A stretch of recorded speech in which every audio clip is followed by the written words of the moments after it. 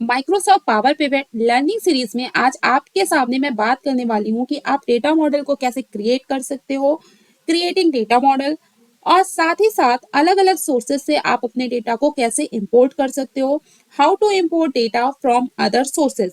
इसके साथ ही multiple tables के बीच में हम रिलेशनशिप कैसे क्रिएट करेंगे ये भी मैं इस एपिसोड में बात करूंगी। How to create relationships between multiple table. तो चलिए एपिसोड 4 में एग्जांपल के थ्रू स्टेप बाय स्टेप मैं आपको एक्सप्लेन करूंगी। Let's begin. आप लोगों के सामने यहाँ पर 3 फाइल है। एक कस्टमर फाइल है, एक प्रोडक्ट की फाइल है और तीसरी यहाँ पर मेरी सेल्स की फाइल है। देखने में तो आपको ये तीनों फाइल्स अलग अलग लग रही हैं, पर इन तीनों फाइल्स के बीच में आपस में कुछ ना कुछ रिलेशनशिप है। कस्टमर फाइल प्रोडक्ट फाइल पर डिपेंड हो सकती है, प्रोडक्ट फाइल सेल्स फाइल पर डिपेंड हो सकती है, या सेल्स फाइल आपकी कस्टमर और प्रोडक्ट दोनों फाइल्स पे यहाँ पर डिपेंड हो सकती है। चलिए अब मैं आपको यहाँ पर ये तीनों फाइल दिखाती हूँ, इसमें क्या है। ये है हमारी यहाँ पर कस्टमर फाइल। इस कस्टमर फाइल में आपके पास यहाँ पर देखिए कस्टमर आईडी है, यहाँ पर कस्टमर के नेम है, यहाँ पर उनका जेंडर है और यहाँ पर उनकी एज है। इस तरीके से हमारे पास यहाँ पर कस्टमर का जिस एरिया से बिलोंग करते हैं वो एरिया भी यहाँ पर है। कस्टमर की जितनी भी डिटेल्स है वो इस फाइल में यहाँ पर है। इसी तरीके से आपके पास यहाँ पर प्रोडक्ट फाइल भी है। प्रोडक्ट फाइल में आपके पास यहाँ पर प्रोडक्ट आईडी है, कैटेगरी है, किस कैटेगरी का प्रोडक्ट है वो आपके पास यहाँ पर है, प्रोडक्ट के नेम है यहाँ पर, प्रोडक्ट का साइज है यहाँ पर और साथ ही साथ यहाँ पर प्रोडक्ट का प्राइस है। तो product ID, category, name, size और प्राइस आपके पास यहाँ प्रोडक्ट फाइल में है। इसी तरीके से आपके यहाँ पर तीसरी और सबसे लास्ट और मेन फाइल जो है, आप इसमें देखो आपके पास यहाँ पर क्या क्या है। आपके पास इसमें यहाँ पर सेल्स आईडी है, इसके साथ ही आपका डेट है, यहाँ पर डेट के साथ आप यहाँ पर देखो कस्टमर आईडी है। कस्टमर आईडी आपकी कस्टमर फाइल में भी है। उसके बाद आपके पास यहाँ प्रोडक्ट आईडी है जो आपकी प्रोडक्ट फाइल में है और साथ ही साथ यहाँ पर क्वांटिटी दे रखी है। मतलब यहाँ पर कस्टमर फाइल का कस्टमर आईडी और प्रोडक्ट फाइल का प्रोडक्ट आईडी इस सेल्स फाइल में यहाँ पर आपके पास अवेलेबल है। इस तरीके से आप कि कस्टमर आईडी और प्रोडक्ट आईडी यहाँ पर एक कॉमन चीज हो गई जो दोनों फाइल्स में अवेलेबल है। इस तरीके से सेल्स फाइल में यहाँ पर एक एक फील्ड यहाँ अवेलेबल है जो कॉमन है अपनी अलग अलग फाइल से। अगर आपके पास यहाँ पर कोई कॉमन फील्ड नहीं होगी, टेबल्स के बीच में कोई कॉमन फील्ड नहीं होगी, तो आप रिलेशनशिप डेवलप नहीं कर पाओगे। इसलिए आपके पास यहाँ पर एक कॉमन फील्ड का होना जरूरी है। अब उसके साथ ही आप देखो यहाँ पर मैंने अपनी हर टेबल को, चाहे वो कस्टमर हो या सेल्स हो या फिर आपके यहाँ पर प्रोडक्ट फाइल हो, मैंने हर टेबल को क्या कर रखा है, डायनेमिक बना रखा है, इसको टेबल फॉर्म में कन्वर्ट कर रखा है। अगर आपने मेरे स्टार्टिंग के वीडियोस देखे हैं तो आपको पता होगा कि यहाँ पर जो पावर पिवट में जब अगर आपको काम करते हैं तो आपको अपने डेटा सोर्स को पहले डायनेमिक बनाना होगा, उसको टेबल फॉर्म में कन्वर्ट करना होगा। इसलिए मैंने यहाँ पर अपनी तीनों टेबल्स को ऑलरेडी पहले ही टेबल फॉर्म में कन्वर्ट कर रखा है। अब नेक्स्ट काम स्टार्ट करते हैं। इन तीनों डेटा को हमें डेटा मॉडल में रखना है। इसके लिए मैं क्या करती हूँ, यहाँ पर एक अलग से एक्सेल वर्कशीट क्रिएट कर लेती हूँ। ठीक है, यहाँ पर क्या कर लेती हूँ, एक अलग से एक्सेल वर्कशीट क्रिएट कर लेती हूँ। किस नाम से सेव करते हैं, इसको हम नाम दे देते हैं यहाँ पर डेटा मॉडल। इसको हम नाम दे देते हैं यहाँ पर डेटा मॉडल। ठीक है, ये हमारी डेस्कटॉप पर एक ये फाइल और आके सेव हो गई है। देखिए ये यहाँ पर ये रही, ये डेटा मॉडल, इसको भी यहाँ पर हम साथ में रख लेते हैं। ठीक है, ये देखिए इन तीनों फाइल्स के साथ मैंने यहाँ पे एक डेटा मॉडल करके फाइल सेव कर लिया। अभी मैं इस फाइल को यहाँ पर ओपन करूंगी। ठीक है, इस फाइल को ओपन करते हैं और इस फाइल से हम क्या करेंगे, डेटा मॉडल पर काम करेंगे, पावर पिवट इंटरफेस पे जाएंगे। इसके लिए आप क्या करोगे, देखो पहले तो मैंने क्या किया, फाइल को ओपन किया। फाइल ओपन करने के बाद आप रिबन में देखो यहाँ पर पावर पिवट का आइकॉन आ रहा है।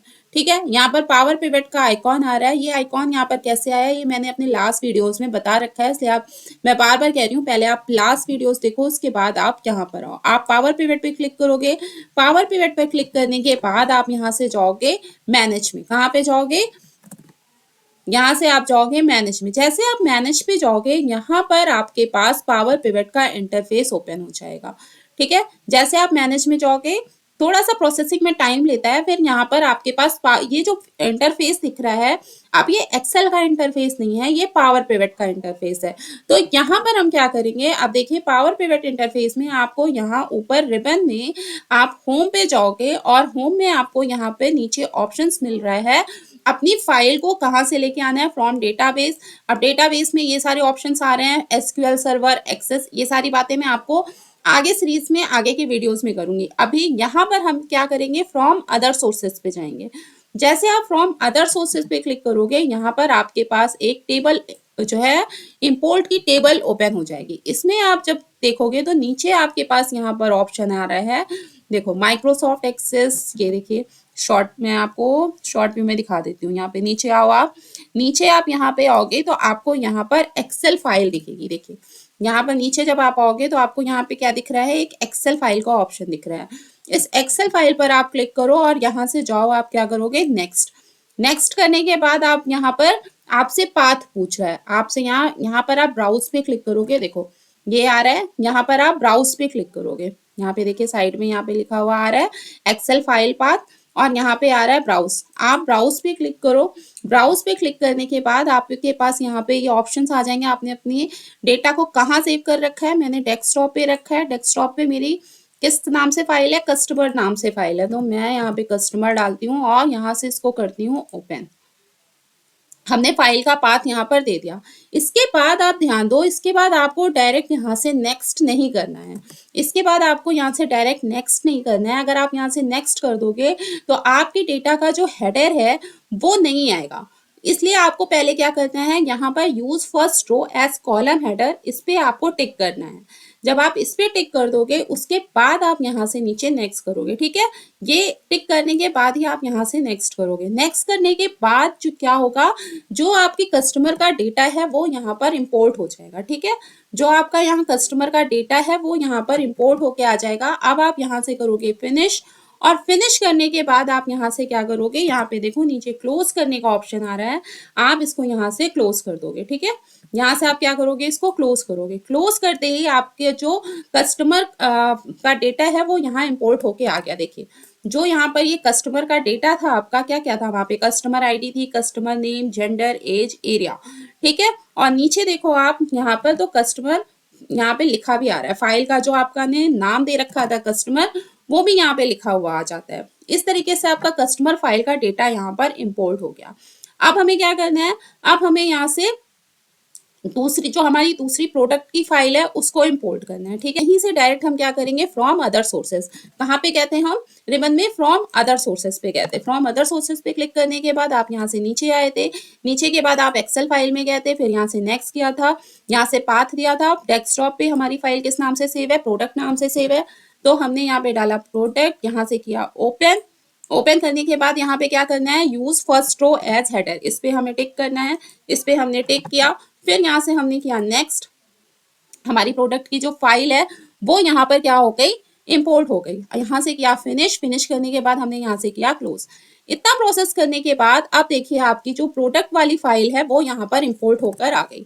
ये देखिए जो प्रोडक्ट वाली फाइल है वो यहाँ पर प्रोडक्ट आईडी, कैटेगरी नेम, यही था ना हमारी प्रोडक्ट फाइल में, वो यहाँ पर इंपोर्ट होके आ गई। नीचे आप देख सकते हो तो प्रोडक्ट फाइल का नेम भी यहाँ लिखा हुआ आ रहा है, ठीक है। जैसे यहाँ कस्टमर आ रहा है, यहाँ पे प्रोडक्ट आ रहा है।